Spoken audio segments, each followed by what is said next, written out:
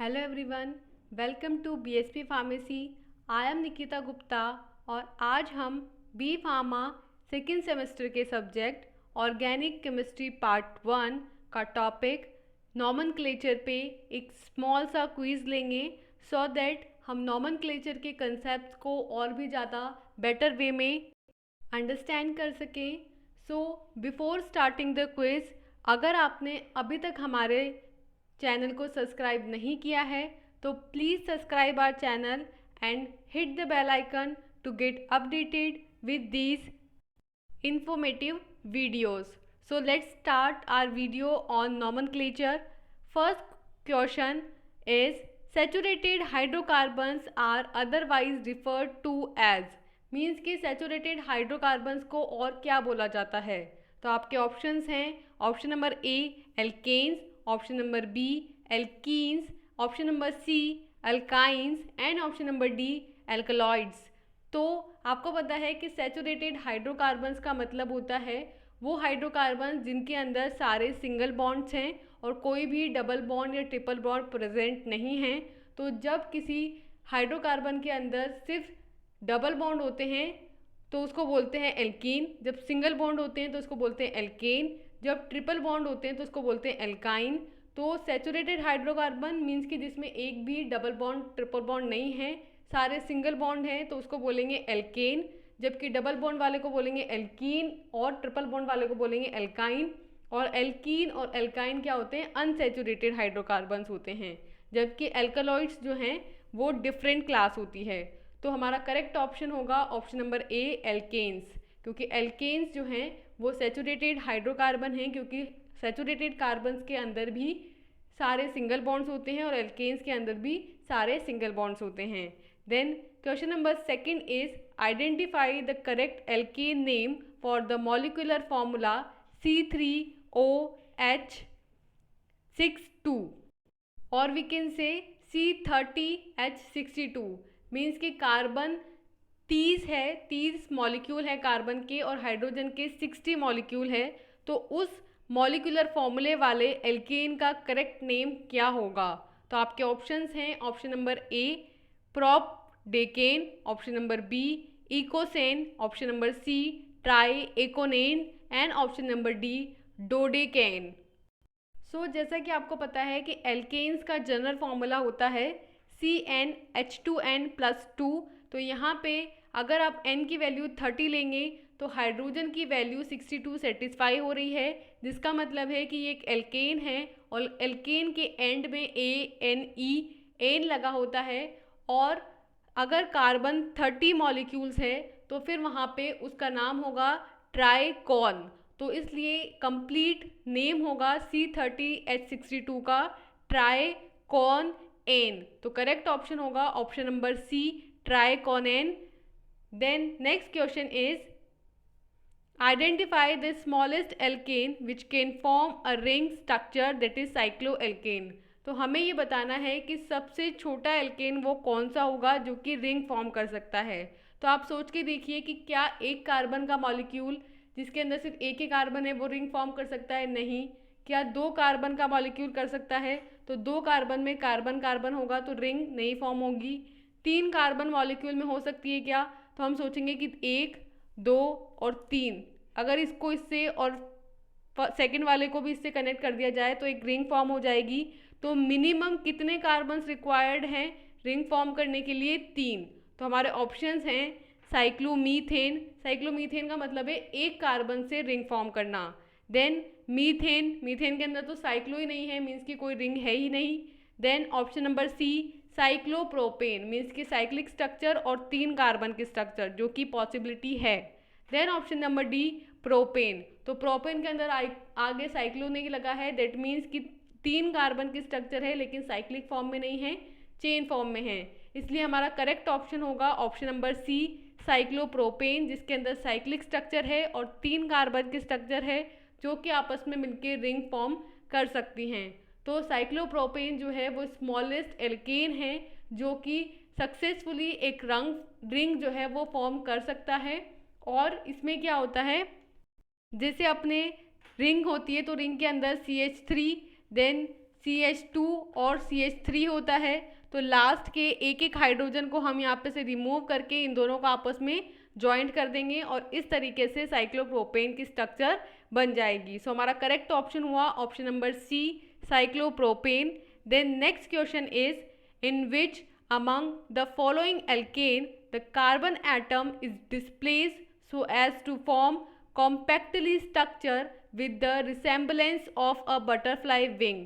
Means कि कौन सी ऐसा एल्केन है इन चार ऑप्शंस में से जिसके अंदर अगर हम कार्बन को डिस्प्लेस कर दें और एक कॉम्पैक्ट स्ट्रक्चर फॉर्म कर लें तो वो स्ट्रक्चर एक बटरफ्लाई की स्ट्रक्चर की तरह होगी।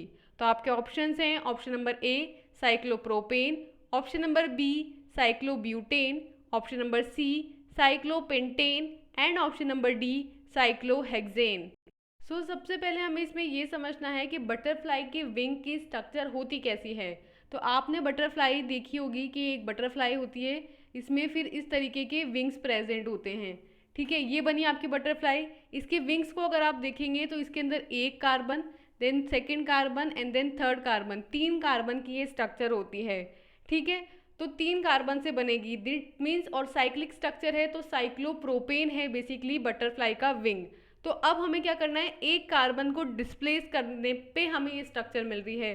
तो हमारा जो आंसर होगा उसके अंदर एक कार्बन और एक्स्ट्रा होगा, तो 3 कार्बन की ना होकर के वो 4 कार्बन की स्ट्रक्चर होगी। तो बेसिकली क्या हो गया, ब्यूटेन हो गया। तो हमारा ब्यूटेन कैसा होता है, 4 कार्बन का ऐसा होता है। तो ब्यूटेन के अंदर से अगर हम एक कार्बन को रिमूव कर दें तो 3 कार्बन की स्ट्रक्चर हो जाएगी और 3 कार्बन की साइक्लिक स्ट्रक्चर बटरफ्लाई का रिंग फॉर्म कर रही है। तो जब इस 3 कार्बन की स्ट्रक्चर से इस एक कार्बन को रिमूव करके इसे यहाँ से कॉम्पैक्ट कर दिया जाए और इस दोनों सिरों को जोड़ दिया जाए तो फिर क्या बन जाएगा, हमारा बटरफ्लाई का स्ट्रक्चर बन जाएगा। तो हमारा करेक्ट ऑप्शन होगा cyclobutane which is option number B. So हमसे ये पूछा गया था कि वो कौन सा एल्केन है जिसमें से अगर हम एक कार्बन को डिस्प्लेस कर दें और उसको कॉम्पैक्ट कर दें तो बटरफ्लाई की स्ट्रक्चर बन जाएगी। तो करेक्ट ऑप्शन हुआ option number B cyclobutane. Then the next question is the first step in IUPAC nomenclature is to identify the total number of carbon atoms present in the compound. पहला स्टेप जो IUPAC nomenclature किया जाता है उसके अंदर है कि कंपाउंड के अंदर कितने टोटल कार्बन एटम हैं ये पता करना। सो हमें बताना है कि ये जो स्टेटमेंट है ये ट्रू है या फॉल्स है।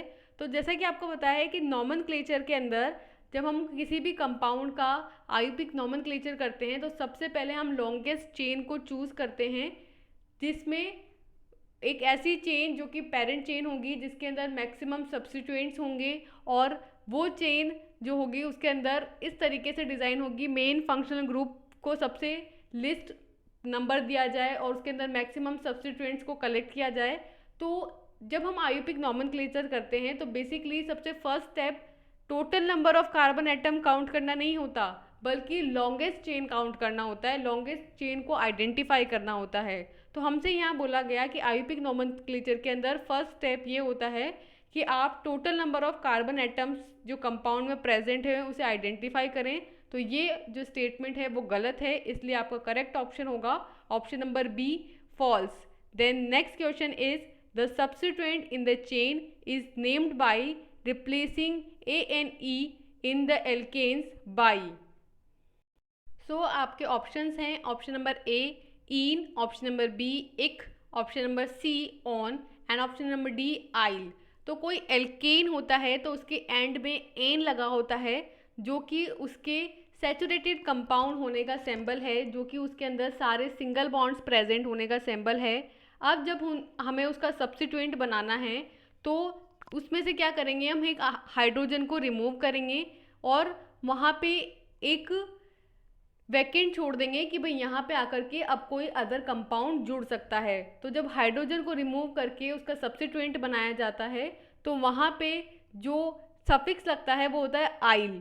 तो यहाँ पे पूछा गया था कि जब सब्स्टिट्यूएंट बनाया जाएगा किसी चेन का, जब हम एन को एल्केन के अंदर से रिप्लेस करेंगे तो करेक्ट ऑप्शन होगा ऑप्शन नंबर डी आइल। जबकि इन लगता है जब आपके कंपाउंड के अंदर डबल बॉन्ड होता है, इक लगता है जबकि कार्बोक्सिलिक एसिड होता है, और ओन लगता है जबकि कीटोन होता है।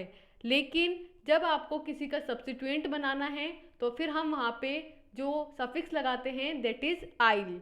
Then next question is the carbon carbon double bond in the chain of compound is considered shown by, means कि कार्बन कार्बन के बीच में जो डबल बॉन्ड होता है जो किसी चेन में होता है तो उसे किससे कंसिडर किया जाता है। तो आपके ऑप्शंस हैं, option number A specify the number of carbon atoms associated with the bond, option number B specify the number of carbon atoms at the beginning of the carbon carbon double bond, option number C specify the number of carbon atoms at the end of carbon carbon double bond, and option number D specify the number of carbon atoms in the entire chain.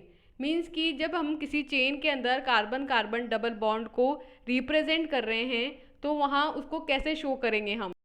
तो जब भी कोई chain होती है उसके अंदर कहीं पर भी डबल बॉन्ड, ट्रिपल बॉन्ड या कोई सब्स्टिट्यूएंट लगा होता है तो हमेशा जिस जगह पे वो लगा होता है, जिस नंबर पे वो लगा होता है, उस नंबर के साथ उसे रिप्रेजेंट किया जाता है। लेकिन अगर कोई डबल बॉन्ड, ट्रिपल बॉन्ड या कोई सब्स्टिट्यूएंट फर्स्ट पोजीशन पे लगा हुआ है तो फिर वहाँ पे हम उसको कई बार नंबर नहीं दे करके डायरेक्टली भी उसका नाम लिख देते हैं, जैसे एल्केन लिख देते हैं, एल्कीन लिख देते हैं। एल्कीन का मतलब है कि वहाँ पे फर्स्ट पोजीशन पे ही डबल बॉन्ड प्रेजेंट है। तो हमसे यही पूछा गया है कि जब भी डबल बॉन्ड लगता है कार्बन कार्बन के बीच में किसी चेन में तो उसको हम कैसे कंसीडर करेंगे। तो उसको कंसीडर करेंगे कि carbon carbon double bond beginning में लगा हुआ है, इसलिए वहाँ पे नंबर नहीं दिया गया। अगर वो बिगनिंग की जगह कहीं और लगा होता तो हम हमेशा उसको वहाँ नंबर दे करके स्पेसिफाई करते हैं।